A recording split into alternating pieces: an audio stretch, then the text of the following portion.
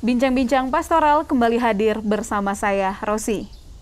Setiap tahun saat Prapaskah, kita selalu berkumpul bersama di KBG kita masing-masing untuk mengikuti katekese Aksi Puasa Pembangunan atau APP. Tahun ini, ritual itu tidak bisa kita buat. Situasi pandemi COVID-19 memaksa kita untuk tidak boleh berkumpul. Lalu, bagaimana katekese APP tahun ini di keuskupan kita? Dibuat atau tidak? Tentang hal ini kita akan perbincangkan bersama Romo Stanis Harmansi, Ketua Komisi Kateketik Keuskupan Ruteng. Salam jumpa, Romo. Oke, selamat bertemu, Rosi. Apa kabar hari ini, Romo? Ya, puji Tuhan, sehat. Puji Tuhan, sehat. Semoga selalu dan senantiasa sehat terus, Romo ya. Amin, amin, amin. Romo, tadi disinggung pada bagian awal tentang katekese APP di keuskupan kita tahun ini. Dibuat atau tidak, Romo? Ya, berkaitan dengan ini ya kita tahu situasi kita sementara berada dalam situasi pandemi COVID-19. Ya, ruang untuk perjumpaan sungguh-sungguh dibatasi. Lalu bagaimana dengan kegiatan katekese kita? Ya, katekese kita akan tetap berjalan pada tahun ini, tetapi tidak dibuat secara konvensional sebagaimana yang lazim selama ini kita kumpul-kumpul di KBG. Ya, kali ini Komisi Kateketik Keuskupan Ruteng bersama dengan tim kerjanya akan berusaha untuk membuat katekese virtual. Ada semua tema yang akan kita dalami selama masa Prapaskah ini akan disampaikan lewat media virtual. Oke, begitu Rosi. Oh ya, Romo, berarti tetap dibuat tetapi dengan cara lain, yaitu melalui virtual tadi ya, Romo. Nah, kalau begitu apa temanya, Romo? Ya, secara garis besar kita katakan ya temanya itu berakar dalam kasih, menata penuh cinta, yang menata layanan pastoral Keuskupan Ruteng tahun 2021. Ya, tema ini searah dengan program fokus Keuskupan Ruteng untuk tahun ini, ya tahun tata layanan pastoral kasih, yaitu tema besarnya, Rosi. Berakar dalam kasih, menata penuh cinta. Nah, Romo, kalau gitu untuk tema-temanya, maksudnya subtemanya tadi itu tema apa ya, tema umumnya. Untuk tema umum. Ya. Untuk tema pertama apa yang mau dibahas nih, Romo? Ya, nanti akan dibahas dalam 4 pertemuan. Ada tema besar ini dibahas dalam 4 pertemuan. Lalu untuk pertemuan pertama nanti ya kita beri judul ya bagi-bagi peran dalam persekutuan. Ya, ini ya untuk memaknai arti penting kehadiran struktur dalam persekutuan atau dalam gereja kita. Ya, berkaitan dengan ini, hal penting yang mau dikatakan di sana ketika kita diajak untuk merenungkan ini, ya bahwa paling pertama dulu kita pahami struktur di sini itu di luar hierarki. Ya, di luar hierarki artinya struktur-struktur dewan-dewan yang ada di paroki seperti Dewan Pastoral Paroki, Dewan Keuangan Paroki, atau juga organisasi-organisasi kerohanian lainnya. Ya, ketika kita berbicara tentang ini, yang mau kita munculkan di sana adalah ya bahwa struktur itu lahir dari kebutuhan umat, dari kebutuhan persekutuan. Ya, kita tahu ya persekutuan ini ya sesuatu yang kompleks, ada banyak soal yang ada di dalamnya, dan untuk mengurus persoalan-persoalan ini ya dibutuhkan kehadiran, dibutuhkan keterlibatan banyak orang. Karena itu ya dibentuklah struktur supaya semua yang diurus itu bisa terarah. Lalu yang kedua ya supaya kita juga menyadari bahwa ya struktur itu ada untuk melayani kebutuhan umat, bukan untuk melayani kebutuhan orang-orang yang berada dalam struktur itu. Lalu yang ketiga ya struktur itu bisa menjadi media untuk memberikan ruang keterlibatan yang begitu luas bagi semua anggota persekutuan. Ya, terutama di sini ya memberikan ruang bagi awam-awam kita untuk terlibat, memberikan apa yang mereka punyai dalam rangka melayani anggota persekutuan atau melayani gereja. Jadi, Romo, biasanya ya untuk menilai situasi itu kita menggunakan teks kitab suci. Teks apa yang dipakai untuk tema ini, Romo? Untuk tema pertama ini kita akan ambil dari teks Kisah Para Rasul bab 6 ayat 1 sampai 6. Ya, kalau Rosi lihat di sana atau Bapak Ibu saudara-saudari sekalian lihat di sana, ya di sana akan bercerita tentang pemilihan diakon dalam gereja perdana. Boleh kita katakan bahwa diakon itu merupakan struktur atau institusi pertama yang lahir dari pergumulan gereja dengan situasinya, karena para diakon itu terpilih atau ada bertolak dari persoalan yang muncul dalam kehidupan jemaat perdana. Ya, dikatakan di sana para rasul sibuk dengan pewartaan, dengan doa, lalu ternyata hal ini menimbulkan persoalan lain dalam kehidupan jemaat, yaitu pelayanan meja ya untuk anggota jemaat teristimewa, untuk para janda dari kelompok Yunani itu terabaikan, ya, sehingga timbul ya gerutuan, rasa tidak puas dari kelompok ini. Ya, baiknya para rasul coba menanggapi situasi ini, dan ketika mereka menanggapi situasi ini, ya mereka melibatkan juga jemaat untuk bagaimana menyelesaikan persoalan ini. Lalu jemaat kemudian memilih para diakon ini ya untuk membantu mereka dalam pelayanan terhadap jemaat teristimewa ya, berkaitan dengan pelayanan meja ini. Ya, artinya itu para rasul yang membuka ruang di sini untuk berbagi peran, berbagi tugas, berbagi tanggung jawab kepada anggota lain yang ada dalam persekutuan itu atau dalam jemaat ini. Menarik di sana, Rosi, ya, ketika para diakon dipilih, ya mereka dipilih karena mereka memiliki kualitas-kualitas tertentu. Ya, di sana dikatakan di antara lain ya mereka ya penuh hikmat, artinya punya kualitas-kualitas yang baik. Lalu yang berikut, kalau kita lihat latar belakang para diakon ini, dari segi nama, mereka berasal dari latar belakang Yunani.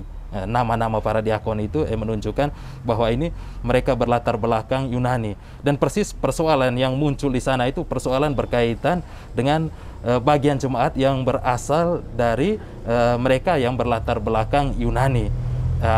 Menurut saya ini sesuatu yang luar biasa. Ya, dipilih dari antara mereka yang mengerti situasi orang-orang Yunani. Maksud saya di sana kan mereka mudah berkomunikasi dengan jemaat-jemaat yang menggerutu tadi, mereka yang orang Yahudi yang berasal dari kelompok Yunani. Lalu pada saat yang bersamaan ya mereka juga ya bisa menjadi perwakilan dari kelompok kecil itu dalam sebuah struktur yang memiliki wewenang dan otoritas. Dan ini penting. Ya, ini penting ya. Pertama, sebagaimana yang saya katakan tadi, ya, mereka bisa memahami situasi dan bisa mengkomunikasikannya itu dengan baik. Lalu yang kedua, ya mereka juga bisa memberikan rasa aman kepada anggota kelompoknya yang berlatar Yunani tadi itu, ya memberikan rasa aman secara ekonomis. Lalu yang berikut juga memberi rasa nyaman secara psikologis, karena ada dari kelompok mereka yang dilibatkan dalam struktur yang memiliki otoritas. Lalu dalam hubungannya dengan struktur-struktur yang ada di paroki kita misalnya, hemat saya penting juga untuk memperhatikan keterwakilan-keterwakilan seperti ini, sehingga seluruh kekuatan yang ada di paroki itu bisa dirangkum, bisa disapa, dan bisa menjadi satu kesatuan yang luar biasa. Ya, kurang lebih itu yang berkaitan dengan tema pertama yang akan kita dalami. Ya, Romo. Untuk pertemuan pertama tadi, memang kita pusatkan perhatian pada arti penting struktur dalam gereja, terutama di paroki-paroki. Ya. Pada pertemuan kedua, Romo, apa yang menjadi pusat perhatian kita? Oke, untuk pertemuan kedua, ya kita beri judul di sana, ya satu gerak, satu langkah, membangun persekutuan. Pada bagian kedua ini kita memusatkan perhatian pada saudara-saudara kita yang sudah dengan rela hati mau menduduki struktur-struktur yang ada dalam persekutuan itu. Ya, sungguh kita sadari, ya tidak semua orang punya kerelaan. Ya, untuk menjadi anggota Dewan Pastoral Paroki misalnya tidak semua orang punya kerelaan. Kemudian untuk menjadi ya dalam tingkat yang lebih rendah, misalnya untuk menjadi ketua KBG, ya tidak semua orang. Ya, demikian juga untuk menjadi ya pengurus-pengurus dalam struktur-struktur lain. Tetapi dari sekian banyak, ya kita bersyukur ya masih ada orang yang punya kesediaan untuk itu. Ya, berkaitan dengan mereka, ya tentu saja ya, semua anggota persekutuan itu ya mendukung mereka dalam seluruh tugas pelayanan mereka. Ini yang paling pokok, bagaimana memberikan dukungan kepada saudara-saudari kita yang sudah dengan rela hati bersedia untuk kita katakan menduduki atau menjalankan fungsi dari struktur-struktur yang ada dalam komunitas kita. Oke Romo, kalau begitu teks kitab suci untuk tema ini dari mana nih Romo?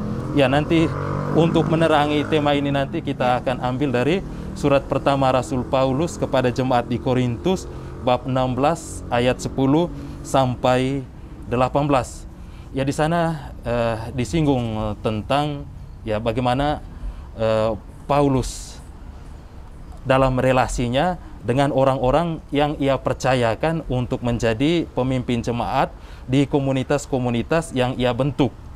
Ya, tokoh pertama yang Paulus sebut dalam surat ini 1 Korintus bab 16 ayat berapa tadi, ayat 16 10 sampai 18 ini tadi, dia di sana disebutkan Timotius. Ya, kita tahu Timotius ini adalah rekan seperjalanan Paulus. Ya, Paulus mengirim Timotius ini kepada jemaat di Korintus. Lalu ketika dia mengirimkan Timotius ini, ya dia meminta jemaat di Korintus untuk menerima Timotius ini. Lalu pertanyaan tentu saja, mengapa Paulus memberikan pesan khusus seperti ini kepada orang-orang di Korintus? Ya, ternyata ada latar belakang tertentu. Ya, latar belakangnya itu ada gejolak, ada persoalan internal di antara komunitas. Lalu begitu juga ada muncul kelompok dalam komunitas yang meragukan otoritas Paulus sebagai rasul dan juga seluruh karya pelayanannya. Semacamnya ada kecurigaan terhadap Paulus. Ya, berhadapan dengan situasi seperti ini, Paulus memilih Timotius ya untuk ke Korintus, ya semacam untuk mengadakan supervisi, ya semacam untuk melihat bagaimana persisnya situasi jemaat yang ada di sana. Nah, lalu ketika dia mengirim Timotius, dia memberi pesan kepada mereka di Korintus supaya menerima Timotius. Karena apa? Apa yang dibuat oleh Timotius ini bukan untuk kepentingan Timotius, bukan untuk kepentingan Paulus, tetapi untuk kepentingan jemaat dan juga untuk kemuliaan Allah. Nah, itu pribadi pertama yang disinggung oleh Paulus dalam perikop ini tadi. Pribadi yang kedua yang dia singgung itu Stefanus. Ya, Stefanus boleh kita identifikasi sebagai ya bagian dari jemaat di Korintus. Dia katakan di sana bahwa Stefanus ini orang kaya, lalu setelah dia bertobat, ya dia mendedikasikan seluruh hidupnya itu untuk kepentingan jemaat di sana. Lalu kelihatannya ketika ada gejolak atau konflik di Korintus, ya Stefanus ini searah atau sejalan dengan Paulus, atau dengan kata lain dia berada pada posisi yang mendukung Paulus. Lalu dalam posisi seperti ini, ya dia melayani jemaat yang ada di Korintus, dan dia di sana juga dibantu oleh orang-orang lain yang disebutkan dalam teks itu ada Fortunatus dan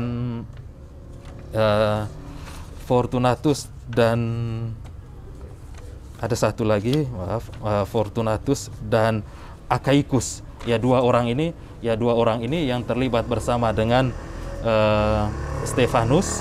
Ya, boleh kita katakan ya di sana sudah terbentuk tim di antara mereka, tim untuk memberikan pelayanan kepada jemaat.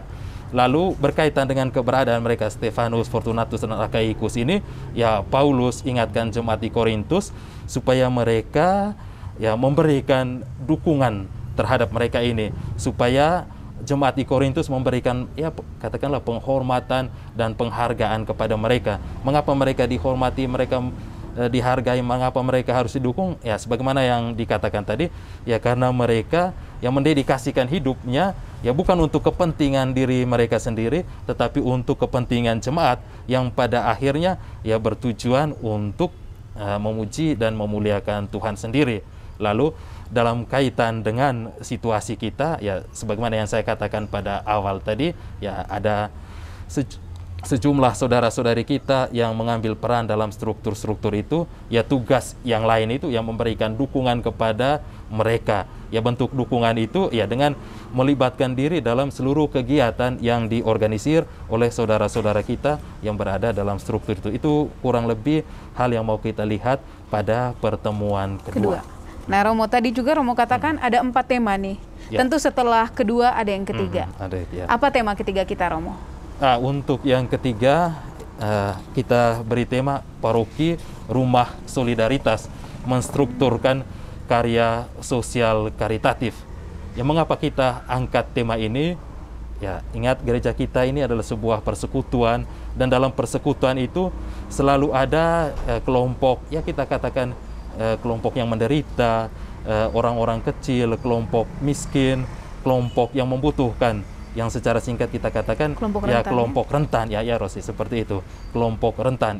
Ya, ini ada dalam setiap persekutuan. Ya, tentu saja ya keberadaan mereka yang seperti ini butuh perhatian dari saudara-saudari yang lain. Dan kalau kita lihat dalam kenyataannya, teristimewa di keuskupan kita, ya kultur ini bagaimana membantu yang lain ini sudah mulai bertumbuh, sudah mulai berkembang, teristimewa beberapa tahun belakangan ini. Maksudnya bertumbuh dan berkembang sebagai sebuah gerakan bersama. Sebagai sebuah gerakan bersama persekutuan. Kita lihat ketika ada bencana misalnya, paroki-paroki mulai terlibat dengan mengumpulkan sumbangan. Itu yang kita lihat. Tetapi yang perlu diingatkan bahwa ya dalam setiap kegiatan pengumpulan seperti ini atau upaya-upaya seperti ini perlu ditata, perlu distrukturkan, perlu dikelola dengan baik. Ya, sehingga nanti ya bantuan-bantuan itu atau tanda kasih berupa dana-dana solidaritas atau apa saja itu bisa tepat sasar dan bisa menghindari kecurigaan dari umat yang lain, dan juga ya bisa menyebabkan keengganan kalau misalnya mereka merasa itu tidak jelas pengelolaannya misalnya, bisa menciptakan keengganan dalam diri mereka untuk terlibat dalam karya serupa. Karena itu ya apapun bentuknya, sekecil apapun sumbangan-sumbangan solidaritas untuk kelompok rentan ini, ya semuanya harus ditata, distrukturkan dan dikelola dengan baik. Ya itu. Ya Romo, nanti teks apa yang kita pakai untuk mendalami situasi ini, Romo? Oke, nanti untuk mendalami situasi ini kita akan mengambil teks dari surat pertama Rasul Paulus kepada jemaat di Korintus bab 16 ayat 1 sampai 4. Ya, mengapa teks ini dipilih sebagai alat untuk menerangi situasi sebagaimana yang saya sudah katakan tadi? Ya karena ya latar dari teks ini kan ini upaya Paulus yang menggerakkan jemaat-jemaat di luar Yerusalem untuk membantu jemaat Yerusalem yang sementara mengalami kelaparan, ya itu. Nah, jemaat yang di luar itu digerakkan, diminta atau didorong oleh Paulus supaya mereka bisa membantu jemaat di Yerusalem. Dan salah satu kelompok jemaat yang dia dorong, yang dia gerakkan itu jemaat di Korintus. Lalu apa yang menarik? Ya ketika dia menggerakkan mereka atau berusaha untuk mendorong mereka, ya dia juga mengetengahkan mekanisme pengumpulan sumbangan itu, mekanisme pengumpulan sumbang. Menurut saya ini sesuatu yang menarik. Dia mengetengahkan mekanisme pengumpulan. Dikatakan di sana bahwa itu nanti ya dikumpulkan pada hari pertama dalam minggu. Ya ini penting untuk kita lihat hari pertama dalam minggu. Ya dalam tradisi gereja kita, ya hari pertama dalam minggu itu mendapat sesuatu yang istimewa dalam peristiwa kebangkitan. Bahwa pada hari pertama itu dalam Injil Sinoptik dikisahkan di sana bahwa ya Yesus, peristiwa kebangkitan Yesus terjadi pada hari pertama dalam minggu, yang kemudian dalam tradisi gereja kita yaitu menjadi hari Minggu. Menariknya ketika Paulus menyebut mekanisme pengumpulan itu pada hari pertama dalam minggu, ya dia mau memberi makna rohani pada pemberian itu, karena diberi pada hari istimewa. Ya kalau hari Minggu untuk kita kan ya hari yang berhubungan dengan Tuhan. Ya ketika dia menyebut dikumpulkan pada hari pertama dalam minggu, dia memberi makna religius, memberi makna rohani pada pemberian itu, bahwa itu bukan sekedar pemberian untuk memenuhi kebutuhan, bukan, bahwa apa yang mereka beri itu masih ada dalam hubungan dengan Tuhan, ya yang pada ujungnya mau menyadarkan mereka bahwa apa yang mereka punya itu berasal dari Tuhan, dan bentuk syukur mereka kepada Tuhan yang telah memberi itu ya mereka tunjukkan dengan membagikan atau memberikan apa yang mereka punyai kepada jemaat yang ada di Yerusalem. Lalu hal lain hal lain yang dia katakan di sana bahwa itu dikumpulkan di rumah masing-masing. Ya ketika ini disinggung, ya kita punya gambaran bahwa di sana belum ada mekanisme pengumpulan umum publiknya, belum ada mekanisme pengumpulan publik, ya karena itu ya masing-masing dikumpulkan di rumah masing-masing, tapi pada hari pertama dalam minggu. Lalu nanti itu akan diurus ketika Paulus tiba di sana. Ketika Paulus tiba di sana baru akan diurus lebih lanjut, dan apa yang mereka kumpulkan itu nanti akan dibawa ke Yerusalem. Dan siapa yang membawa ke Yerusalem? Ya, Paulus juga melibatkan anggota jemaat di sana.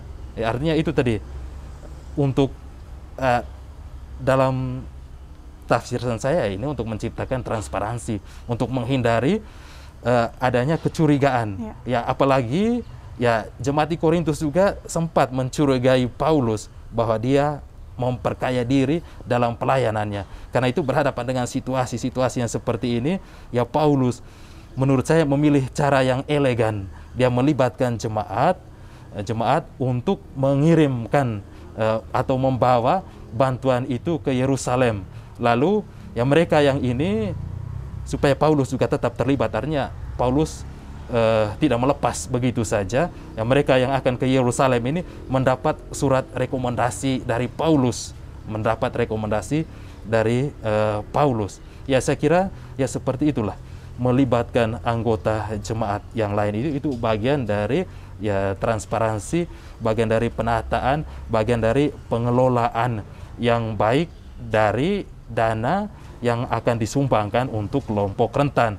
Ya, bertolak dari ini ya dalam kehidupan gereja, saya kira kita bisa berkaca dari pengalaman yang sama, ya bagaimana ya upaya untuk melibatkan banyak pihak dalam kegiatan pengumpulan dan pengelolaan sumbangan. Itu kurang lebih hal yang mau kita lihat dalam permenungan atau juga dalam tema pertemuan ketiga dalam APP kita kali ini.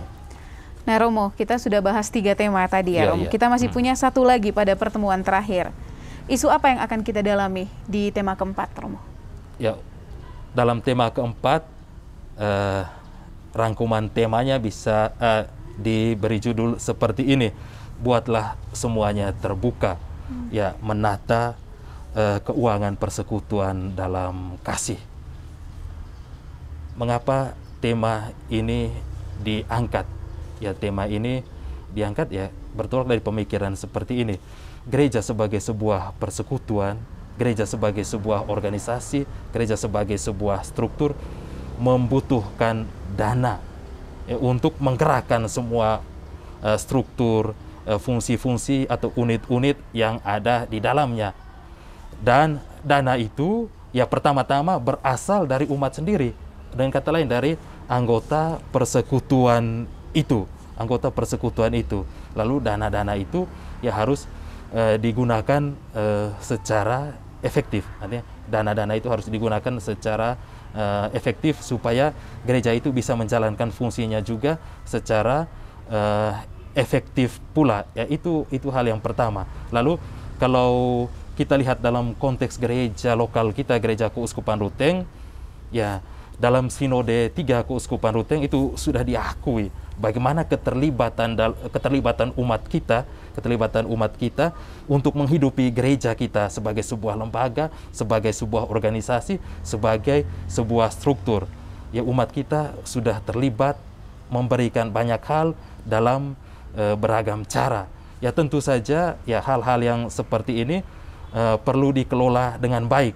Ya dalam instruksi kongregasi klerus yang keluar tahun 2020, 29 Juni 2020 tentang pertobatan pastoral komunitas paroki dalam pelayanan evangelisasi misi gereja, ya di sana ditekankan soal ini, ya tentang pengelolaan keuangan yang transparan dan terukur,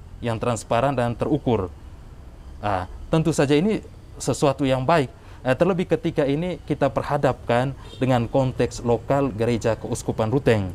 Ya tadi kita katakan ya pada satu sisi dalam sinode itu terlihat bagaimana keterlibatan umat. Pada sisi lain, sinode juga melihat satu catatan besar di bidang ini di keuskupan kita, berkaitan dengan ketransparanan dan keterukuran pengelolaan keuangan.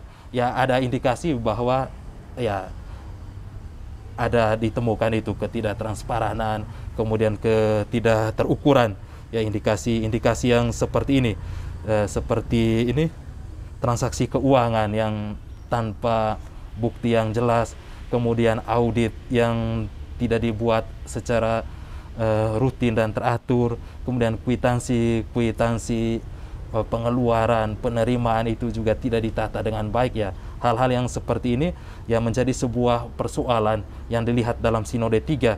Dan ya ketika instruksi kongregasi klerus tentang pertobatan pastoral itu keluar, ya setidak-tidaknya gereja lokal kita juga diingatkan untuk tolong memperhatikan hal yang sudah diidentifikasi atau teridentifikasi dalam sinode kita.